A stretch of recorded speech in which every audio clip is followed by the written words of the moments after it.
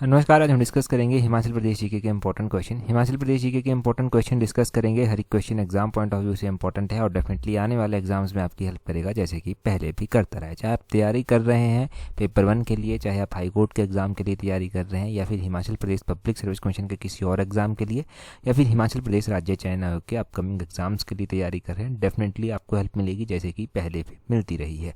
अभी देखो, HPRCA के द्वारा 1 टाइम रजिस्ट्रेशन स्टार्ट कर दी गई है। उसके ऊपर मैंने कल स्पेसिफिक वीडियो बनाई थी कि कैसे स्टेप बाय स्टेप आपने रजिस्टर करना है, तो वहाँ से रजिस्टर भी जो है वो कर लें। कोई जल्दबाजी नहीं करनी है, कोई पता नहीं चलता तो थोड़ा सा वेट कर लें, क्योंकि सिस्टम धीरे धीरे अपडेट भी हो रहा है और उसको होना भी पड़ेगा, क्योंकि बहुत सारी चीज़ें जो है वो मिसिंग हैं वहाँ पर अभी तक।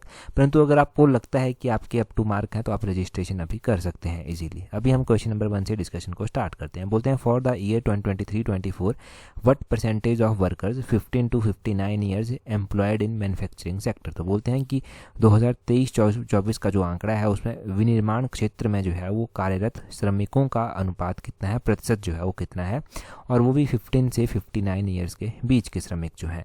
अगर हम देखो बात करते हैं श्रमिकों के बारे में कि कितने श्रमिक जो है वो किस सेक्टर में जो है वो एम्प्लॉयमेंट है, तो यहाँ पर स्पेसिफिक रूप से पूछा गया है एक सेक्टर के बारे में, मैन्युफैक्चरिंग सेक्टर के बारे में।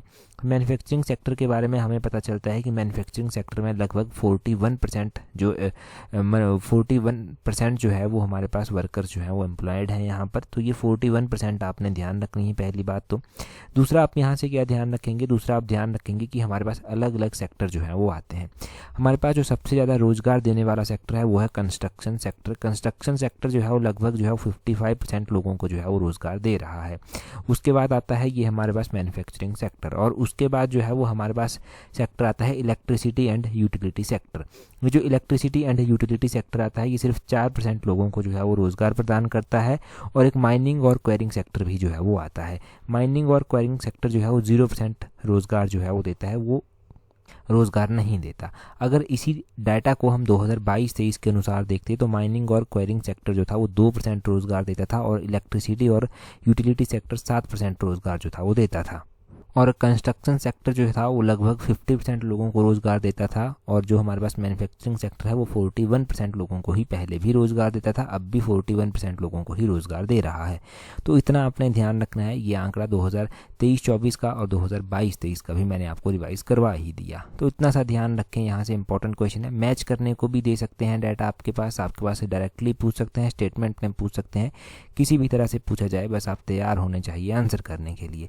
आगे क्वेश्चन में बोलते हैं, which of the following statement is incorrect, कि इनमें से कौन सी स्टेटमेंट सही नहीं है। इनकरेक्ट दिया गया है तो सही नहीं है यहाँ पर होगा। अब देखो कौन सी स्टेटमेंट इनकरेक्ट है। यहाँ पर बोलते हैं Patsari is a tributary of Pabbar river, की पतसरी जो है वो पब्बर की सहायक नदी है। दूसरी स्टेटमेंट में बोलते हैं पतसरी ओरिजिनेट फ्रॉम दराती रेंज, की पतसरी जो है वो दराती रेंज से जो है वो निकलती है। हम पहली स्टेटमेंट में देखते हैं कि पतसरी जो है वो क्या पब्बर की सहायक नदी है। बिल्कुल सही बात है, ये पब्बर की जो है वो सहायक नदी जो है वो बनती है, परंतु ये ओरिजिनेट दराती रेंज से नहीं होती, ये ओरिजिनेट होती है खड़ा पत्थर से। खड़ा पत्थर जो है वो शिमला के समीप जो है वो पड़ता है, खड़ा पत्थर से जो है ये ओरिजिनेट होती है। और आपने ध्यान रखना है कि खड़ा पत्थर से ये ओरिजिनेट होती है, और पब्बर जो कि इसकी पब्बर की जो सहायक नदी बनती है, पब्बर आगे चलकर जो है वो टॉन्स की सहायक नदी बनती है। पब्बर टॉन्स की सहायक नदी जो है वो बनती है।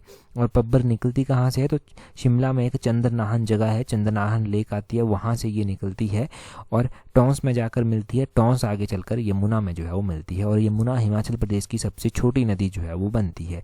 हिमाचल प्रदेश की सबसे छोटी नदी है यमुना, और यमुना नदी के बारे में ध्यान रखना है, इसका वैदिक नाम कालिंदी है।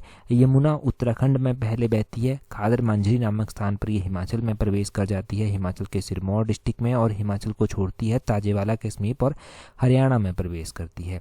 और यमुना जो है वो आगे चलकर गंगा की सहायक नदी जो है वो बनती है। गंगा की ये एक इंपॉर्टेंट सहायक नदी है। तो इनकरेक्ट ऑप्शन यहाँ पर पूछा गया था हमारे पास, दूसरी हमारे पास इनकरेक्ट दी गई है। Only 2 is incorrect, 1 is correct. आपको पता चल गया कि क्यों पहली स्टेटमेंट जो है वो करेक्ट यहाँ पर दी गई है। तो इन नदियों के बारे में आपने यहाँ पर जान लिया। यमुना की और भी सहायक नदियाँ आपने पढ़ी होगी, गिरी हो गया, जलाल हो गया, टॉन्स हो गया, पब्बर तो है ही है, वो सारी आपने पढ़ी ही हैं सहायक नदियाँ। अगला क्वेश्चन हम यहाँ पर देखते हैं।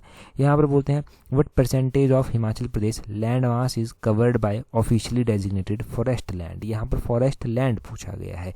हिमाचल प्रदेश के भूभाग का कितना प्रतिशत आधिकारिक रूप से जो है वो वन भूमि में जो है वो आच्छादित है। तो बोलते हैं कितना परसेंट लैंड मास हिमाचल का ऐसा है जो कि फॉरेस्ट लैंड में जो है वो आता है, तो वो आता है 68.16%। ऑप्शन ए सही आंसर हो जाएगा। अब 68.16% एरिया ऐसा है जो फॉरेस्ट लैंड डेजिग्नेटेड है ऑफिशियली हिमाचल प्रदेश में। यहाँ से डाटा देखिए, हिमाचल का जो 37,948 स्क्वायर किलोमीटर जो एरिया है वो ऐसा है जो कि फॉरेस्ट लैंड जो है वो डेजिग्नेट किया गया है, और ये अराउंड 68.16% जो है वो बनता है। अकॉर्डिंग टू चैम्पियन एंड सेठ टैक्सोनॉमी, फॉरेस्ट जो है ना 1968 के अकॉर्डिंग 8 मेन कैटेगरीज में बांटे गए हैं, और 37 माइनर टाइप ऑफ फॉरेस्ट जो हैं वो आते हैं। जो मोस्ट लैंड फॉरेस्ट के तहत कवर है वो है हिमालयन मॉइस्ट टेम्परेट फॉरेस्ट के तहत। एक बात आपने ये ध्यान रखनी है, और दूसरा आपने ध्यान रखना है कि अप्रॉक्सीमेटली हिमाचल में 15,580.33 15,580.33 स्क्वायर किलोमीटर एरिया जो है वो डेजिग्नेटेड है फॉरेस्टेड एरिया। ठीक है, वो फॉरेस्टेड एरिया जो है वो यहाँ पर आता है, जो कि इन टर्म ऑफ परसेंटेज जो है वो 27.99% जो है वो बनता है। ठीक है जी, तो ये आप ध्यान रखेंगे साथ में कि कितना परसेंट ये बनता है, कितनी फॉरेस्ट लैंड है, कितना फॉरेस्टेड एरिया है। यहाँ से 100% श्योरिटी के साथ जो है वो एग्जाम में क्वेश्चन बनता ही बनता है। कोई भी यहाँ से डाउट आपके मन में नहीं रहना चाहिए। अगर स्टेटमेंट में क्वेश्चन बनता है तब भी आपका सही होना चाहिए, अगर एमसीक्यू में क्वेश्चन बनता है तब भी आपका सही होना चाहिए, कुछ मैच करने को दिया जाए तब भी सही होना चाहिए, क्योंकि ये ऑफिशियल डाटा है, बिल्कुल सही आपका ये होना चाहिए। अगले क्वेश्चन की ओर जो है वो बढ़ेंगे। नेक्स्ट क्वेश्चन में हमसे क्या पूछा गया है, नेक्स्ट क्वेश्चन में बोलते हैं in 1949 the Punjab village panchayat act of 1939 was enforced and how many panchayat were established in Himachal Pradesh. तो बोलते हैं कि 1949 में पंजाब ग्राम पंचायत अधिनियम 1939 हिमाचल में लागू किया गया था। हिमाचल प्रदेश में बोलते हैं कितनी पंचायतें स्थापित जो था वो की गई थी। तो 1949 में ये जो पंजाब का एक ग्राम पंचायत अधिनियम था इसको लागू करते हैं, और हिमाचल प्रदेश में जो है वो 132 ग्राम पंचायतें जो हैं वो स्थापित की जाती हैं। कितनी? 132। ऑप्शन बी जो है वो सही आंसर हो जाएगा। आपको पता है कि 1948 में तो हिमाचल बना था। 1948 में हिमाचल बना था तो उस टाइम यहाँ पर सिर्फ और सिर्फ 4 ज़िले हुआ करते थे, एक महासू जिला, एक सिरमौर जिला, एक मंडी जिला, एक चंबा जिला। बाद में चलकर हिमाचल में ज़िले जुड़ते भी गए, फिर बाद में चलकर एक विशाल हिमाचल बनता है। फिर 1972 में हमें देखने को मिलता है कि 12 ज़िले जो हैं वो प्रॉपरली बन जाते हैं। उससे पहले 1971 में हिमाचल को पूर्ण राज्य का दर्जा प्रदान किया गया था, और जब पूर्ण राज्य का दर्जा हिमाचल को मिला था तो ये भारत का 18वें नंबर का राज्य जो था वो बना था। हम खैर बात कर रहे थे पंचायतों की, तो वहाँ पर भी आते हैं।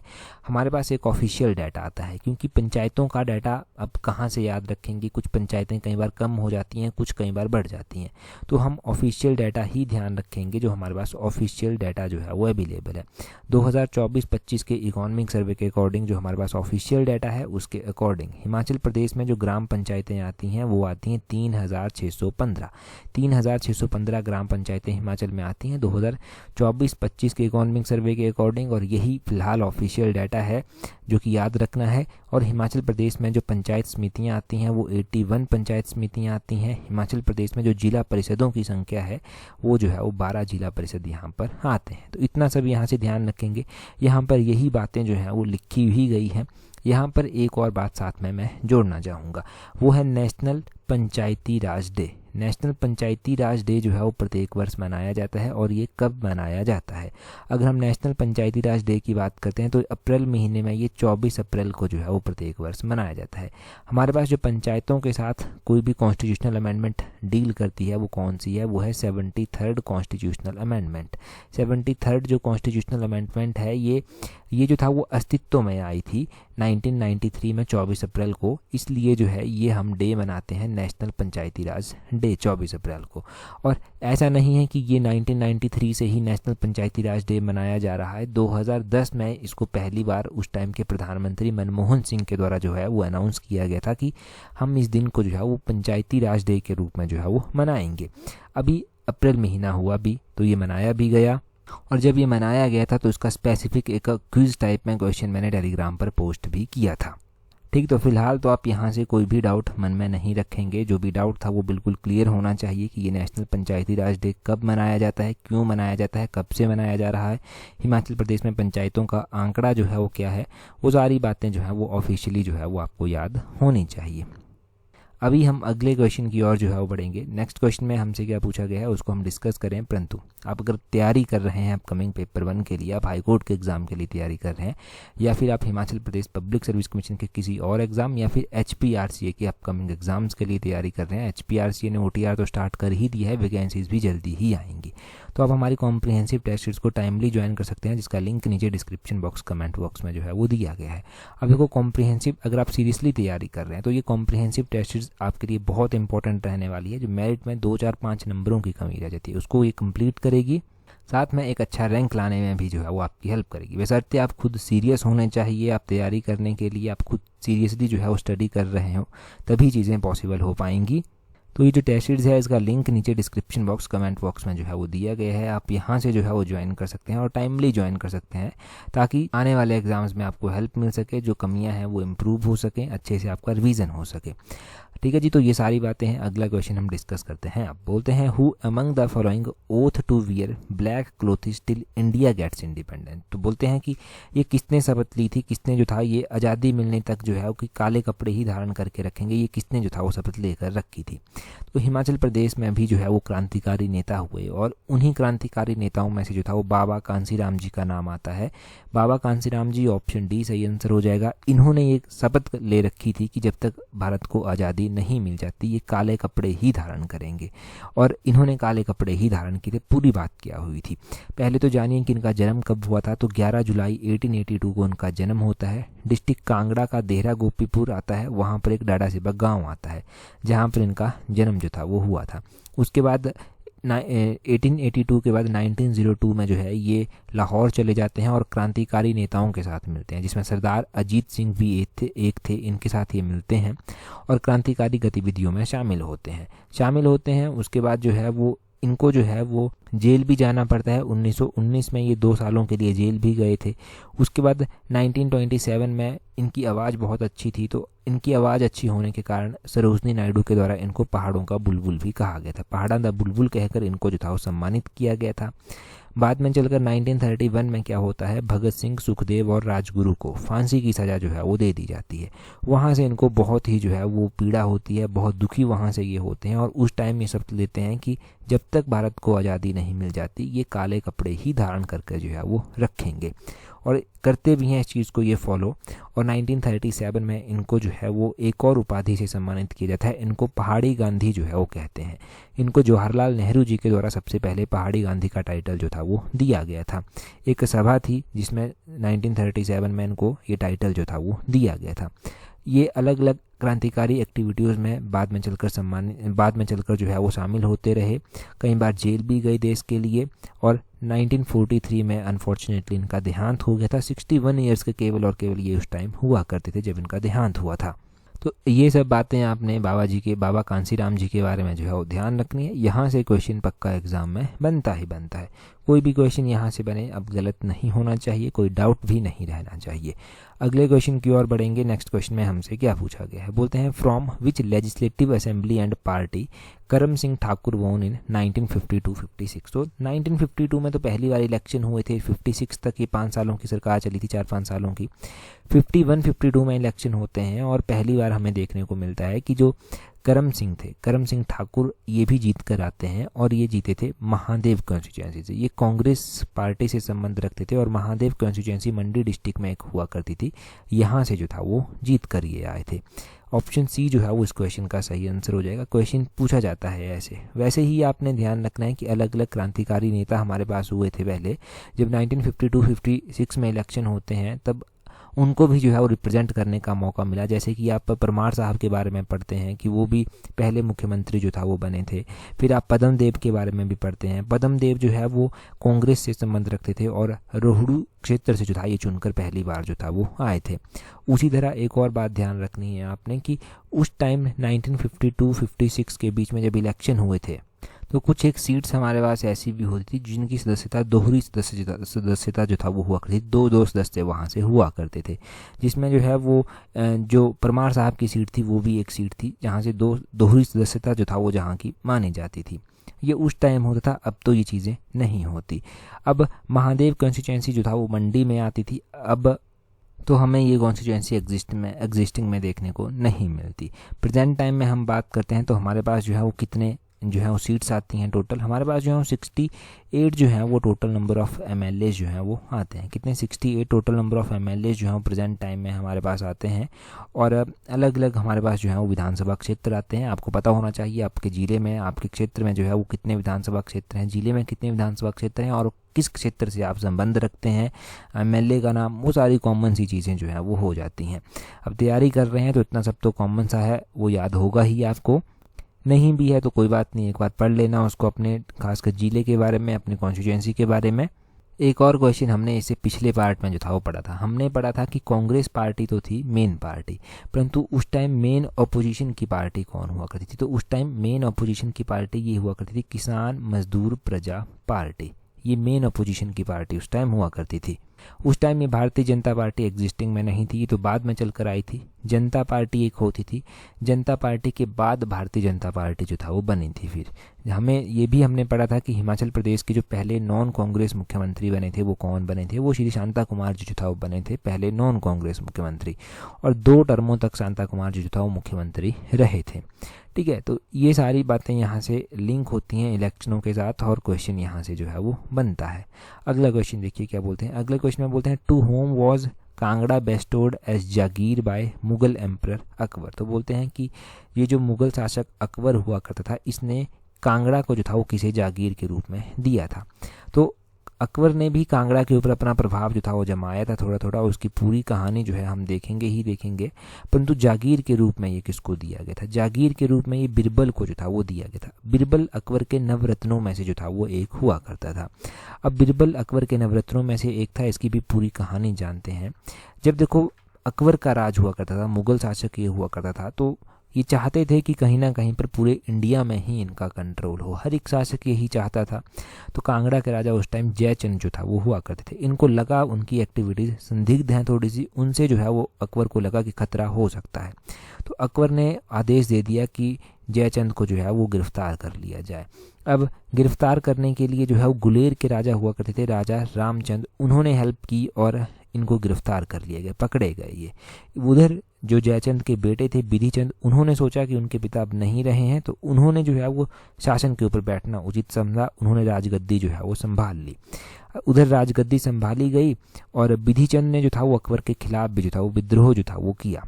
अब बिधिचंद से भी खतरा था, तो 1572 में अकबर ने एक सेना तैयार की। उस सेना में जो है वो एक खान जहान हुसैन कुली खान हुआ करता था, उसको नेतृत्व जो था वो सौंप दिया और उसको भेज दिया कांगड़ा की ओर कि जाओ भाई तुम कांगड़ा के ऊपर कंट्रोल करो जाकर। उसने कांगड़ा के क्षेत्रों पर कंट्रोल कर लिया और ये कांगड़ा के क्षेत्र बाद में चलकर बिरबल को जो था वो जागीर के रूप में जो था वो प्रदान किए गए। फिर इस तरह से बिरबल को ये जागीर के रूप में प्रदान किए गए थे, ये आपने ध्यान रखना है। अब मैंने यहाँ पर एक और बात जो था वो कही आपको कि अकबर के नवरत्न जो था वो हुआ करते थे, तो एक वो भी क्वेश्चन बनता है कि अकबर के नवरत्न जो था वो कौन कौन हुआ करते थे, अकबर के नवरत्नों में कौन कौन आते थे। एक तो बिरबल आते थे, बिरबल के अलावा कौन कौन आते थे, एक अबुल फजल जो था वो आते थे, एक तानसेन आते थे, एक फैजी आते थे, एक अब्दुल रहीम खान खाना आते थे, टोडरमल आते थे, मान सिंह गुस्मे आते थे, मुल्ला दो प्याज आते थे और हकीम हुमाम जो था वो आते थे। तो ये 9 लोग जो था वो नवरत्नों में आते थे। ये 9 लोग थे, तभी इनको नवरत्न जो था वो कहा जाता था। नवरत्न क्यों कहा गया? क्योंकि 9 लोग थे, इसीलिए ये नवरत्न जो था वो कहलाए। इतना सब यहाँ से क्लियर हो गया। अगले क्वेश्चन की ओर चलते हैं। अगले क्वेश्चन में बोलते हैं according to 2011 census which district of Himachal Pradesh has the highest sex ratio. तो हिमाचल प्रदेश में हम देखते हैं कि सेक्स रेशो जो थी 2011 की जनगणना के अनुसार वो 972 हुआ करती थी। और हाईएस्ट सेक्स रेशो हम देखते हैं कि highest sex ratio Hamirpur district की जो था वो हुआ करती थी। हमीरपुर की जो सेक्स रेशो हम पढ़ते हैं, हमीरपुर की सेक्स रेशो हम पढ़ते हैं 1095, ये हमीरपुर की सेक्स रेशो थी। हमीरपुर तो ऑप्शन में दिया ही नहीं गया है।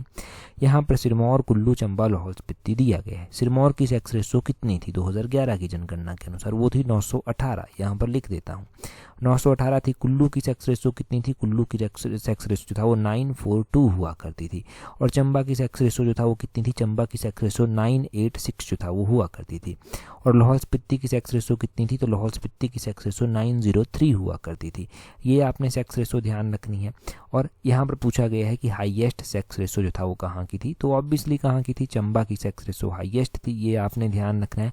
एज पर ऑप्शन ही हमें यहाँ पर रिएक्ट करना पड़ेगा, अदरवाइज पूरे ओवरऑल हिमाचल में हमने हमीरपुर की सेक्स रेशो 1095 सबसे ज़्यादा पढ़ रखी है। और अभी चंबा एज पर ऑप्शन हमारे पास जो है वो सही है। तो इतना सा ध्यान रखेंगे हम। 2011 की जनगणना के अनुसार 972 हिमाचल की सेक्स रेशो जो था वो हुआ करती थी। इतना सा ही बेसिक आप डाटा ध्यान रखें, ये भी याद रख लिया तो एक क्वेश्चन सीधा ठीक होगा।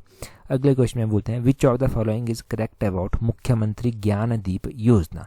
तो ये भी एक योजना है, मुख्यमंत्री ज्ञानदीप योजना। इसके बारे में कौन सा कथन सही है? यहाँ पर बोलते हैं अंडर मुख्यमंत्री ज्ञानदीप योजना एजुकेशन लोन सब्सिडी जो है वो दी जाती है, और इंटरेस्ट सब्सिडी इसमें जो दी जाती है वो 6% जो है वो दी जाती है। जो भी एडमिसिबल है उसको जो है वो 6% सब्सिडी जो है वो यहाँ पर मिलेगी। आगे बोलते हैं अंडर मुख्यमंत्री ज्ञानदीप योजना एजुकेशन लोन जो प्रोवाइड करवाया जाता है मैक्सिमम वो 10 लाख रुपए तक प्रोवाइड करवाया जाता है, ताकि इंडिया में आप हायर स्टडी जो है वो परस्यू कर सकें। इंडिया में अगर आप हायर स्टडी करते हैं और लोन लेना चाहते हैं इस योजना के तहत तो 10 लाख रुपए तक का लोन जो है वो मिलेगा। दोनों ही स्टेटमेंट्स को डिटेल से डिस्कस जो है वो करते हैं। ये जो मुख्यमंत्री ज्ञानदीप योजना है, सही बात है कि एजुकेशन लोन सब्सिडी स्कीम ये एक है, और इसमें जो इंटरेस्ट सब्सिडी मिलती है वो 6% नहीं मिलती, वो 4% एजुकेशन लोन सब्सिडी इसमें मिलती है। तो पहली स्टेटमेंट तो हमारे पास गलत हो गई, क्योंकि 6% नहीं मिलती, 4% एजुकेशन लोन सब्सिडी मिलती है।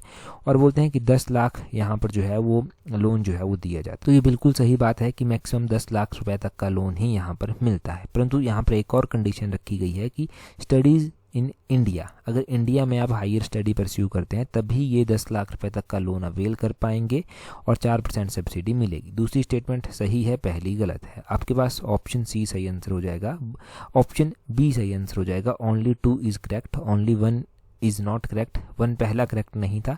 क्यों करेक्ट नहीं था? यहाँ पर आपने देख लिया कि ये जो मुख्यमंत्री ज्ञानदीप योजना है इसमें जो इंटरेस्ट सब्सिडी मिलती है वो 4% मिलती है, ना कि 6%। और एडमिसिबल जो एजुकेशन लोन यहाँ पर मिलता है वो अप टू 10 लाख रुपये तक का जो है वो मिलता है, और हाइयर स्टडी परस्यू करने के लिए जो है ये मिलता है। ठीक है जी, तो इतना डाटा आपने यहाँ पर जो है वो ध्यान रखना है। इतना सा याद रख लिया तो एग्ज़ाम में डेफिनेटली आपको यहाँ से जो है वो हेल्प मिलेगी ही मिलेगी। एक इंपॉर्टेंट स्कीम है ये भी।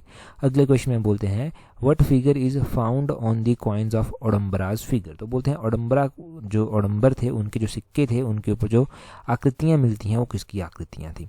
तो ओडम्बरों के सिक्के के ऊपर जो आकृतियाँ मिलती हैं वो ट्रिडेंट की आकृतियाँ हैं, यानी कि त्रिशूल की आकृतियाँ वहाँ पर मिलती हैं। ऑप्शन बी जो है वो सही आंसर हो जाएगा। ओडम्बरों के बारे में भी हम अलग अलग फैक्ट जो है वो पढ़ते हैं। हम पढ़ते हैं कि इनके जो सिक्के थे वो कॉपर और सिल्वर के हुआ करते थे।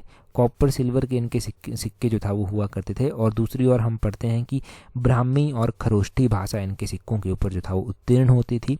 इनके सिक्कों के ऊपर हमें त्रिशूल का साइन देखने को मिलता था। हिमाचल में ज्वालामुखी में इनके सिक्के देखने को मिले, हिमाचल से बाहर पठानकोट में भी और होशियारपुर में भी सिक्के जो है वो देखने को मिले।